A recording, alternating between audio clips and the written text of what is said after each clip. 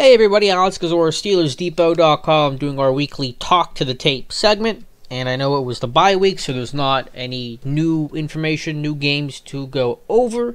But still wanted to go ahead and talk about some stuff now that we have the bye week, a time to kind of reset, look back at previous games throughout the first half of the year. Again, thank you guys for watching, and the response has been really awesome the last 2 weeks on these videos. I definitely want to try to make more than one a week, time permitting. I'm going to hopefully do another one this week, maybe for Friday. I'm not too sure yet. That'll look at some of the Steelers man-to-man coverage stuff. I know I threw the question out on Twitter to ask you guys what you wanted to see. Appreciate all the immediate feedback on there for those that did.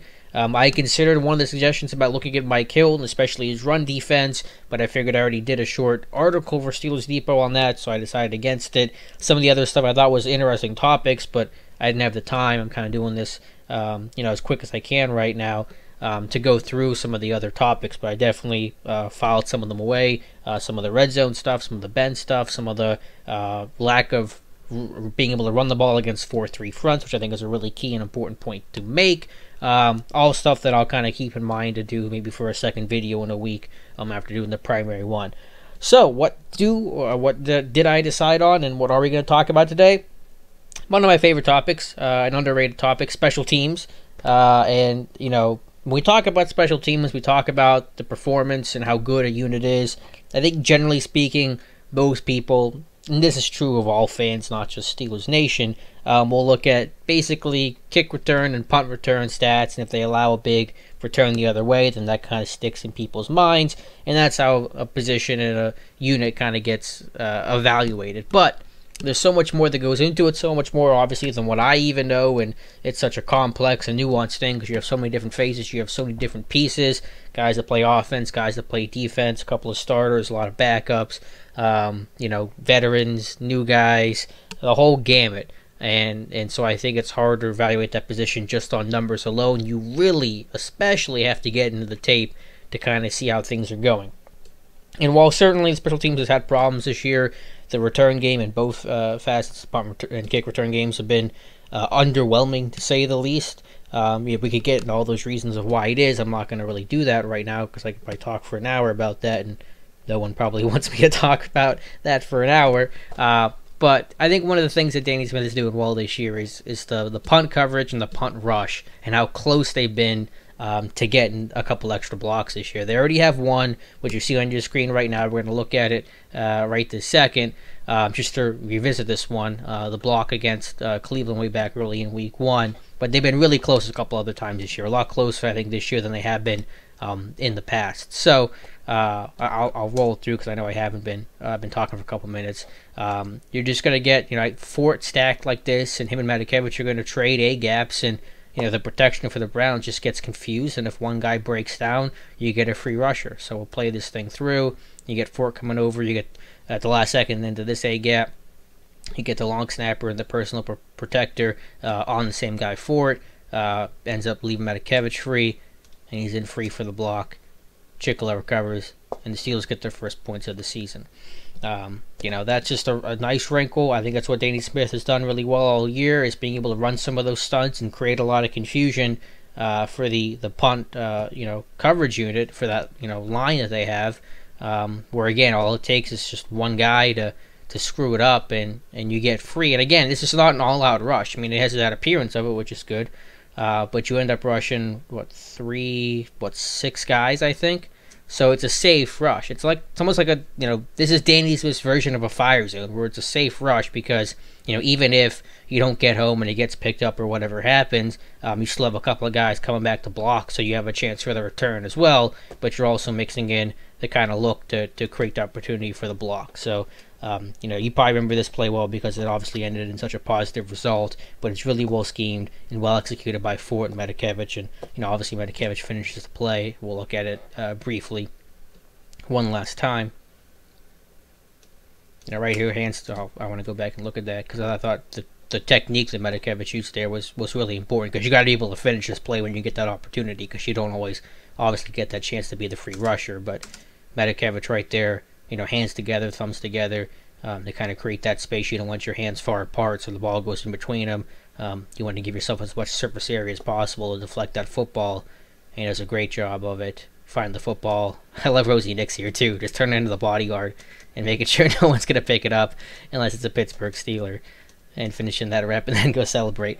So that was the one everyone remembers. So we're going to scroll down here. This one kind of gets weird. I'm doing the Game Pass search function, which is kind of funny to use. So, you know, if it looks kind of weird or if I kind of lose a play, sorry. I usually don't use this for the videos, but I think it'll be okay. The next we're going to look at comes in Week 5 against Jacksonville. Obviously, none of the other examples we're going to look at are going to result in a block, but I think some of them were really close. So I'll just kind of play these things through. Again, you're seeing a stunt. Rosie Nix coming down, crashing down, and he gets picked up at the very last second by, I think, the personal protector here. So you get Rosie coming down kind of inside, and he gets picked up at the last second and just misses that one. You're going to see him. He's kind of upset about that. But they got close to that one for sure. Again, you're going to get that stunt. You're going to have Nix loop to the inside. You're going to kind of create that confusion. Up back's late to see it, and you get into your block. Again, you're not going to see that on a stat sheet at all. It's going to be a normal punt. You're going to forget about it. If you didn't have the all-22, you wouldn't have, probably noticed it in the first place. But Steelers got really close there.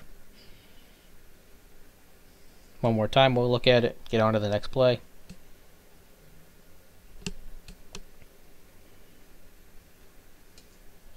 All right, moving on now to Kansas City.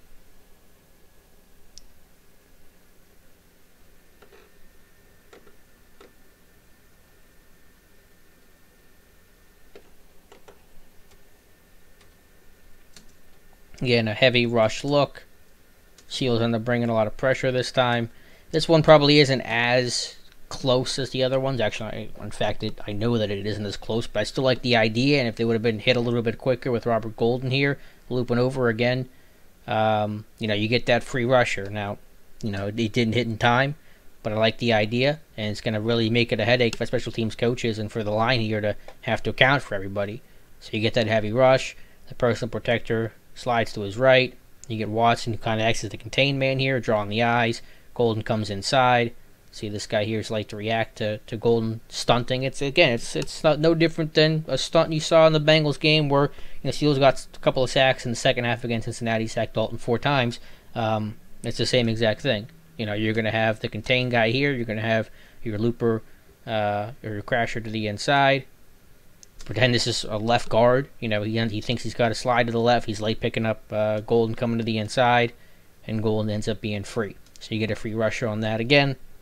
Not particularly close to a punt block, but you like the idea. If the timing of the punt is off for any reason, a high snap, a low snap, the punter doesn't field it cleanly, the snap isn't as quick and there's not as much velocity on it as it's supposed to be, anything that screws that operation off by 0.2 of a second could turn that into an easy block for Robert Golden. So again, I know it's not that close, but I like the execution of it. And if it hits a little bit quicker, if Golden's able to get through that and be a little bit cleaner, dip that shoulder, not kind of get caught, who knows, you might have something there. So we'll look at it one more time.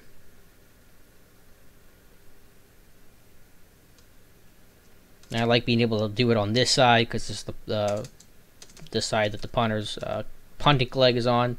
So you're coming right at him instead of trying to come from the side and kind of come from behind. So I thought a nice job there. Next two we're going to look at, I think we're a lot closer. They both come in the Bengals game. Here's the first one.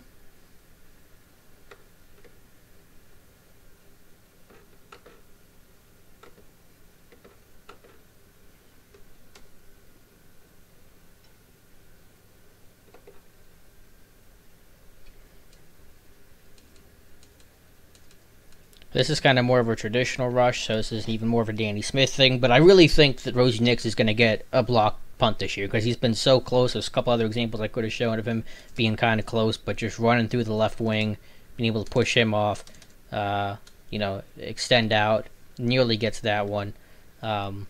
Yeah, so there's not a whole lot going on here in terms of the scheme of it. You're not getting the stunts and the loops that you were before. This is just kind of an all-out rush. It's close. You get some pressure up the middle too, I think, from Watson. So you got close on that one as well. Now again, sometimes the way these guys are coached, these blockers are coached, is that they're going to block for a certain amount of time, and then if things go right in the operation, you let them go and you peel off. So maybe that's what the left wing was doing on this play. He was just kind of thinking, I got him secured, the punt's going to be off, and I'm going to let him go. But again, if there's an issue with the operation at all, then you're going to have a great chance to make that play. And just Rosie Nix in general, this is why Nix made the team originally. It wasn't because he was a great lead blocker. It was what he did as a special teamer. And the thing that kind of cemented Nix's spot a couple years back when he was first on the squad was that block punt against Carolina in the final preseason game, if you guys remember that. He's been such a force on there. He's such an animal. He uses his hands so well, and that's kind of what makes special teamers effective. It's why a guy like Nix is so effective, because generally the best special teamers are good pass rushers and guys that have a pass rushing background, because they know how to get off blocks, they know how to use their hands.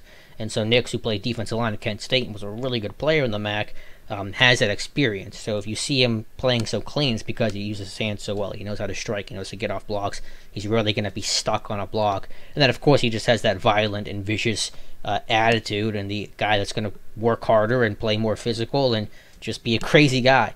That's always a solid trait for special teams as well. So he's really close on that one. And there's another one later in this Bengals game where he gets close as well. Right here.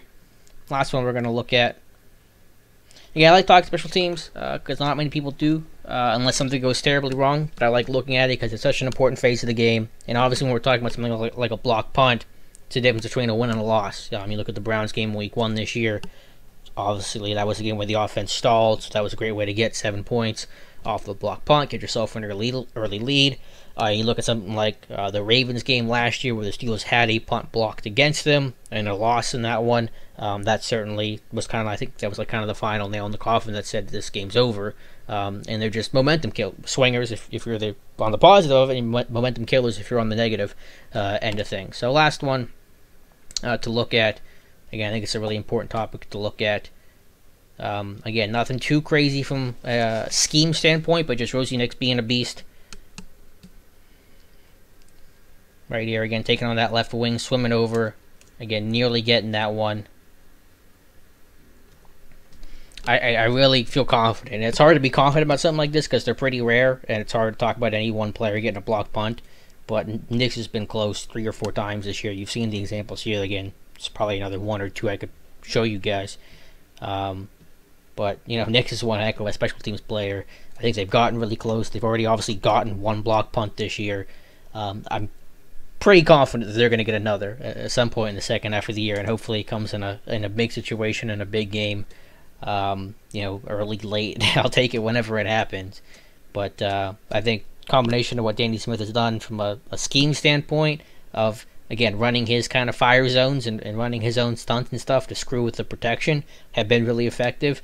Then you have some really talented players and guys that work really hard, like Rosie Nix, who's been getting home and been winning his blocks and executing really well. So him, Matakevich, you saw Golden that one time, and whoever else shows up, Chicolo, Ford, Watson, doesn't matter. Whoever does it does it. I think it's been really effective this year. So I know that might not intuitively be the most exciting topic in the world to talk about, but I thought it was really important to talk about because they are such game changers. And I'm going to throw my prediction out there, whatever that's worth, that Steelers will get another block this year. And if it doesn't happen, then forget I ever said this. But if it does, I'll be the first to remind you guys that I had this video, and I'm sure I'll link it right away. So, again, like I said, we're going to try to do some other videos, at least 2 a week from now on, because the response has been really awesome. We'll do some more, I guess, quote-unquote mainstream topics, for the next one we do. Again, like I said, maybe some, man coverage stuff, a lot of talk about that. Since the bye week happened, and then just keep pouring in your suggestions of what you guys want to see for the videos. Obviously you can't get to everything. Some things are better done in an article than trying to do this video format, but appreciate all the feedback. Thank you guys so much for watching, and we'll talk to you soon.